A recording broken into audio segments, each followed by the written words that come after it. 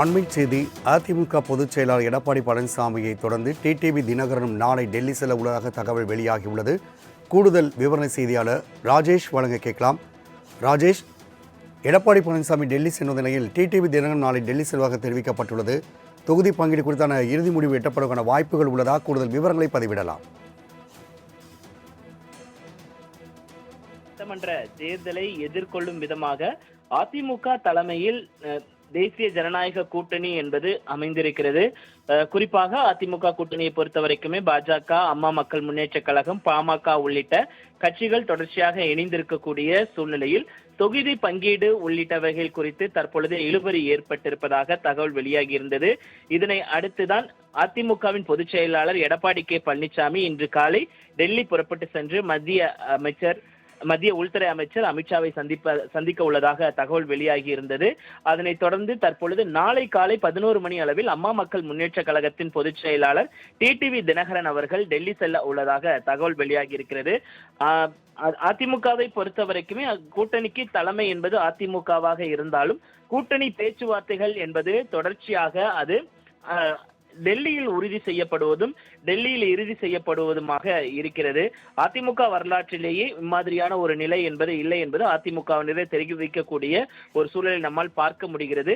அதே நேரத்தில் இந்த தொகுதியை பொறுத்த வரைக்குமே அம்மா மக்கள் முன்னேற்ற கழகத்திற்கு கூடுதல் தொகுதிகளை ஒதுக்க வேண்டும் என்பது டிடிவி தினகரன் ஏற்கனவே வலியுறுத்தி இருந்தார். தன்னுடன் வந்து அந்த தகுதி நீக்கம் செய்யப்பட்ட தற்போது இருக்கக்கூடிய அந்த 6 முன்னாள் சட்டமன்ற உறுப்பினர்களுக்கும் 6 தொகுதிகள் வேண்டும் என்பதை அவர் தொடர்ச்சியாக வலியுறுத்தி வரக்கூடிய சூழ்நிலையில் அதற்கு பாமக மற்றும் அதிமுக இடையே நீண்ட இழுபறி என்பது ஏற்பட்டிருக்கிறது. அதே போல பாஜக கேட்கக்கூடிய இடங்களுக்கும் அந்த நீண்ட இழுபறி என்பது ஏற்பட்டிருக்கக்கூடிய சூழ்நிலையில் தான் தொகுதி பங்கீட்டை இறுதி செய்வதற்கான நடவடிக்கைகளில் பாஜகவினுடைய அகில இந்திய தலைமை ஈடுபட்டிருக்கிறது.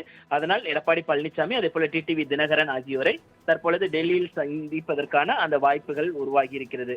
ராம்குமார். ராஜேஷ், ஏற்கனவே மதுரைக்கு பிறகு திருச்சி, இப்படி தொடர்ச்சியாக பியூஷ் கோயலுடன் நடந்த பேச்சுவார்த்தையில் இழுபறி ஏற்பட்ட நிலையில் அவர் சென்னை வருவார் என்று தெரிவிக்கப்பட்ட நிலையில் தற்பொழுது தலைவர்கள் டெல்லி செல்கிற இந்த அரசியல் சூழல் நம்ம எப்படி புரிஞ்சுக்கிறது? ராம்குமார்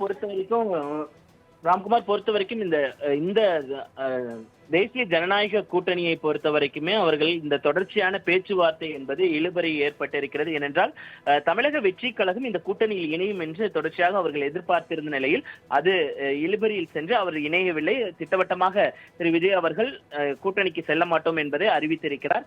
இந்த நிலையில்தான் தமிழக வெற்றி கழகம் அதே போல தேமுதிக உள்ளிட்ட கட்சிகள் உள்ளே வரலை. அதனால் எங்களுக்கு அதிக தொகுதிகளை ஒதுக்க வேண்டும் என்று பாஜக தொடர்ச்சியாக கேட்டு வருகிறார்கள். 30 முதல் 35 தொகுதிகள் தங்களுக்கு ஒதுக்க வேண்டும் என்ற அந்த கோரிக்கையை அவர்கள் வைத்து வரக்கூடிய சூழ்நிலை அதிமுகவை பொறுத்த வரைக்குமே 170 தொகுதிகளுக்கு மேலாக தாங்கள் களம் காண வேண்டும் என்று அவர்கள் விரும்புகிறார்கள். அதனால் 25 27 தொகுதிகள் வழங்கப்படும் என்று அவர்கள் தெரிவித்திருக்கிறார்கள். இந்த நிலையில்தான் பியூஷ் கோயல் இதற்கு சம்மதிக்கவில்லை. நீங்கள் அகில இந்திய தலைமையிடமே பேசிக் கொள்ளுங்கள் என்று அவர் சொன்னதாக கூறப்படுகிறது.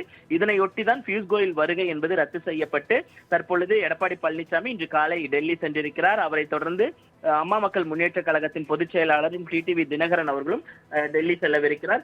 இந்த கூட்டணி பேச்சுவார்த்தைகள் என்பது நீண்ட ஒரு நிறைய இழுபறி ஏற்பட்டிருக்கக்கூடிய இந்த சூழ்நிலையில்தான் விவாதிக்கக்கூடிய தமிழகத்தின் அரசியல் சூழ்நிலை, தொகுதி பங்கீடு உள்ளிட்டவைகள் குறித்து விவாதிப்பதற்கான அந்த வாய்ப்புகள் அதிகம் இருப்பதால் தலைவர்கள் அங்கு அழைக்கப்பட்டிருப்பதாக தகவல் வெளியாகி இருக்கிறது. ராம்குமார். ராஜேஷ், தகவலுக்கு நன்றி.